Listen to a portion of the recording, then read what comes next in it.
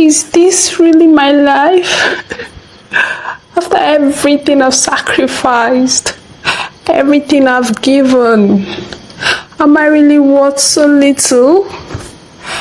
I left my dreams, my family, my life, all for him.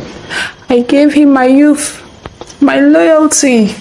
I stood by him when he had nothing, and now he treats me like I'm nothing. I try my best every day. I wake before dawn, cook, clean, do everything a wife should. But what do I get? No kindness, no respect, not even a shred of gratitude. And if I dare to complain, he says I'm not more than a goat he bought in the market. The sooner you get used to that, the better, he tells me. And now he's bringing another woman here under this same roof. You have no say, he said to me. No say? After everything? Is this what I've become to him? Nneka sat on the edge of her bed, her words fading into silence. She hugged herself tightly, trying to keep the tears back as she took a shaky breath. No one was there to see her heart break. No one who would care. The house that had once held hope and dreams now felt like a prison. Every corner a reminder of what she had lost while trying to build a life with Chike. How had it come to this? The next morning, Nneka went through her chores in a daze, her hands moving on autopilot as her mind replays Chike's words over and over. He had told her with such indifference that another woman would be moving in, as if he were just talking about the weather.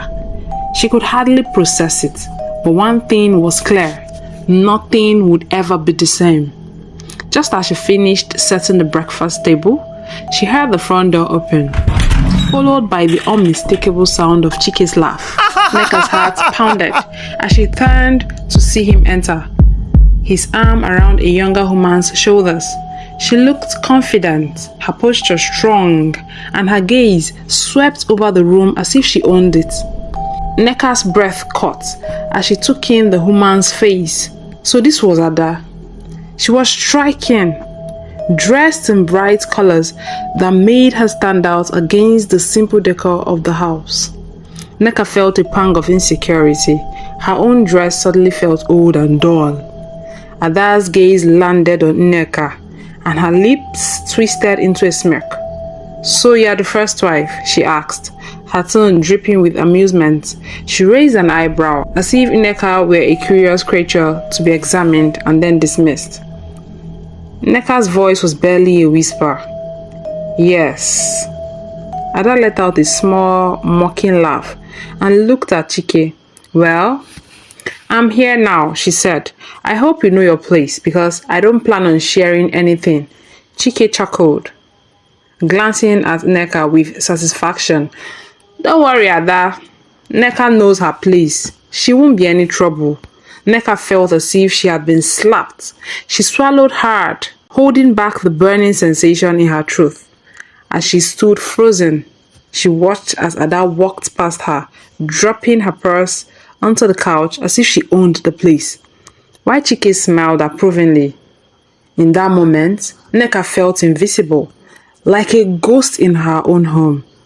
Ada's presence quickly took over every part of Nneka's life.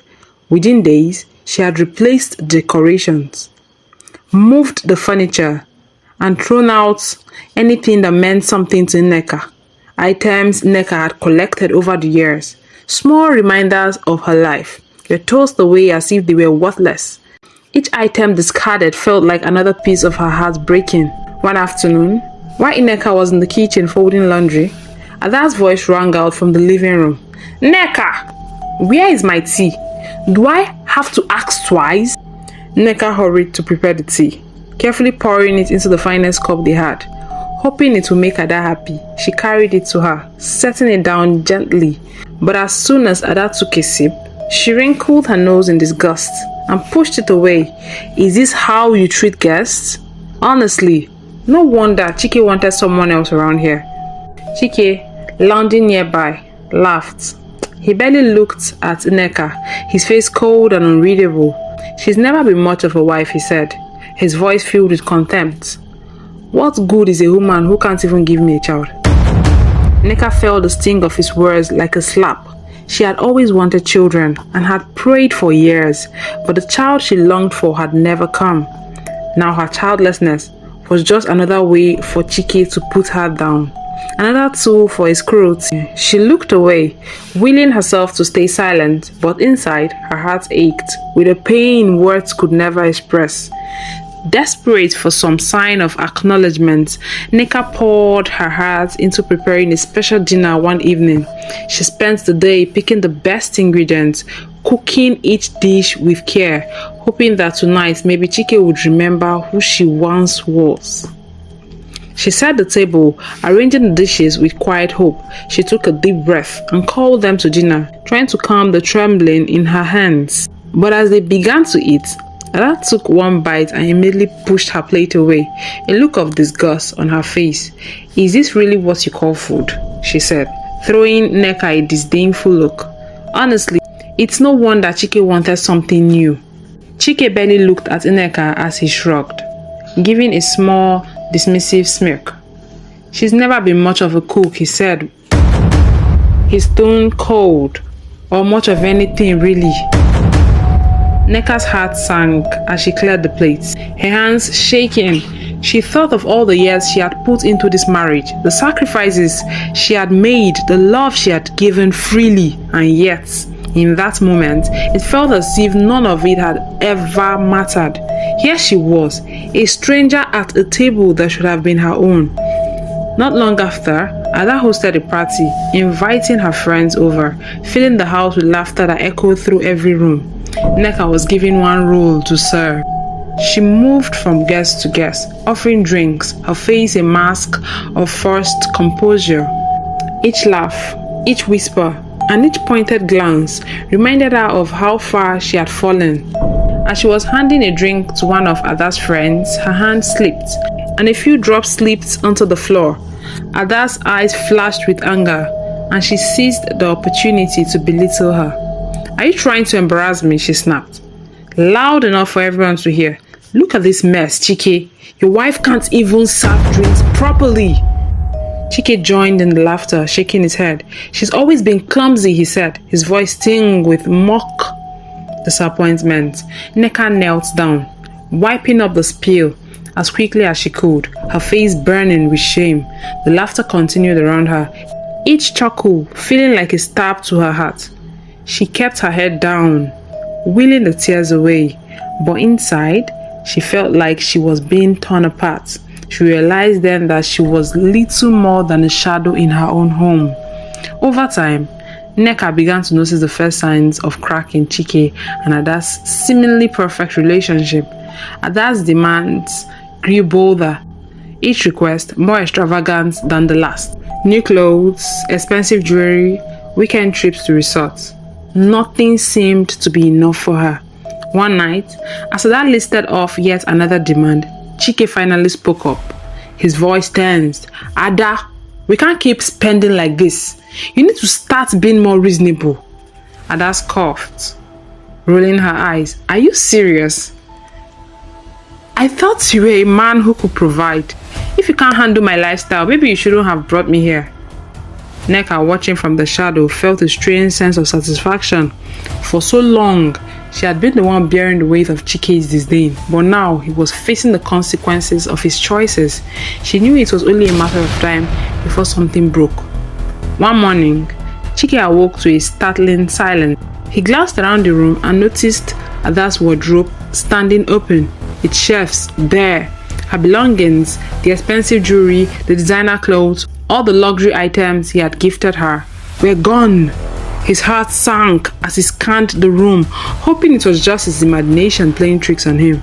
But there on the bed, he saw a note scrawled in Ada's careless handwriting. "I deserve better." The words mocked him. Deserve better? He had given her everything she asked for, had uprooted his own family to keep her happy, and now she has simply left. leaving him alone with his shattered pride and dwindling finances. As he wandered through the house in disbelief, he saw Nneka in the kitchen, quietly preparing breakfast as she had done for years. His mind raced. His chest tightened with regret and desperation. He realized he had nothing left but the woman he had so cruelly cast aside. Gathering his pride, he walked over to her, his voice unsteady. "Nneka," he began, searching her face for any hint of sympathy. I made a mistake. I see that now. Please, Nneka, please forgive me. I need you. I can't do this alone." Nneka set the pan down and turned to face him, her gaze calm and steady. She saw the fear in his eyes, the realization that his choices had left him with nothing. But as she looked at him, she felt no pity, only a quiet, strong resolve that she hadn't felt in years. "Forgive you?" she said softly, her voice steady. "After everything you put me through? After all the pain, all the humiliation, you think I should just forget?" Chike's face crumpled, his shoulders sagging at the weight of his actions finally settled upon him. But Nneka felt no satisfaction, only a sense of peace. She had finally reclaimed her power, her voice. "No, Chike," she said, her tone unwavering. "You made your choices. Now you can live with them." Without waiting for his response, she turned and walked away, her steps light, her heart unburdened. For the first time in years, Nneka felt free. She was done with the pain and the empathy and the empty promises, done with waiting for a man who had only brought her sorrow. Months passed, and though life was still challenging, Nneka felt a newfound freedom she had never known. She had found work to support herself, savoring the quiet satisfaction of rebuilding her life on her own terms. Simple things brought her joy, walking through the marketplace, chatting with neighbors, finding herself in the small, everyday moments. One afternoon, as she browsed through a local shop, she heard a familiar voice call her name. She turned and saw Emeka, an old classmate from her school days. His face broke into a warm smile as he recognized her, and they shared a moment of genuine surprise and happiness. "Nneka, it's been so long," he exclaimed, reaching out to shake her hand. "How are you? What have you been up to?" Nneka hesitated, feeling a rush of emotions.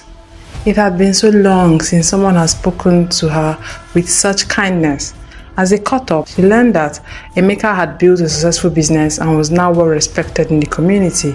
He listened attentively as she shared pieces of her story, his eyes filled with empathy and admiration. Over the following weeks, Emeka continued to reach out, inviting her for coffee, encouraging her to talk about her dreams and plan for the future. Slowly, she began to trust him, finding comfort in his gentle presence. For the first time in years, Nneka began to imagine a future filled with possibility. One day, as they sat together in a small cafe, he reached across the table and took her hands. "Nneka," he said gently, "I admired you since we were young, and seeing your strength now, it only deepens that admiration. I would like to be a part of your life, to help you build something beautiful again." Nneka's heart swelled with emotions she hadn't felt in years. Emeka was offering her a future filled with respect, kindness, and the chance to be truly seen. She took his hand, her smile reflecting a newfound hope. In a quiet, intimate ceremony, Emeka and Nneka were married, surrounded by close friends who celebrated her journey and resilience. Together, they relocated to the UK, where Nneka finally found the peace and happiness she had longed for. Nneka's story teaches us that resilience, self-worth, and patience can eventually bring freedom and happiness, even in the face of hardship. Despite years of mistreatment, she held onto her dignity, refusing to lose her integrity. In the end, those who live with grace and strength often find new opportunities and genuine connections. No matter how difficult life becomes, we always have the power to rebuild, to let go of the past, and to create lives that honor our true worth. When we stand strong in our values, we find the peace and happiness that no one can take away. The end.